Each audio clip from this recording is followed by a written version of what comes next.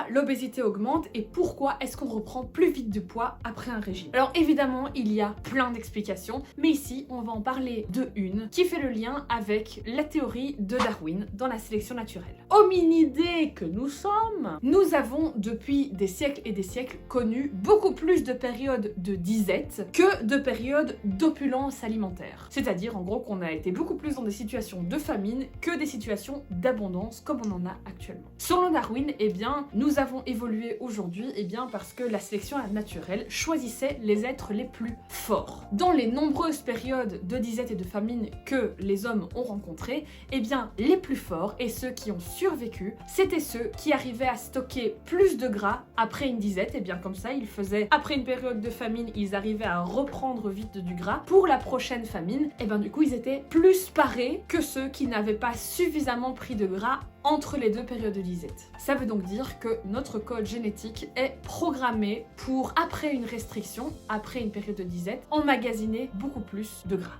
Parce qu'évidemment, vous et moi avons survécu, et bien parce que nous sommes les plus forts. Mais du coup, ça veut dire que nous stockons plus vite de gras après une période de disette. Dans notre société actuelle, les régimes ne font qu'augmenter. Les restrictions ne font qu'augmenter. Les personnes se mettent donc souvent, suite à un régime, en période de disette. Et du coup, qu'est-ce qu'il se passe ? Eh bien, après la période de restriction, notre code génétique va reprendre beaucoup plus vite le gras pour la prochaine période de disette. Le souci, eh bien, c'est que notre code génétique ne se développe pas aussi vite que la civilisation, qui très rapidement est passée de souvent des périodes de famine à une énorme opulence alimentaire, parce qu'aujourd'hui, chez nous en tout cas, on peut vraiment avoir accès à la nourriture tout le temps. Ce qui fait que notre code génétique n'est plus vraiment adapté parce qu'il n'a pas eu le temps d'évoluer. Donc ce qui est intéressant avec cette théorie, c'est de comprendre que premièrement, lorsqu'on se restreint, on va souvent emmagasiner beaucoup plus de gras, parce que c'est dans nos gènes. Que donc, si vous ne souhaitez pas emmagasiner du gras, ça ne sert à rien de commencer à faire un régime, parce que du coup, au final, le régime est contre-productif.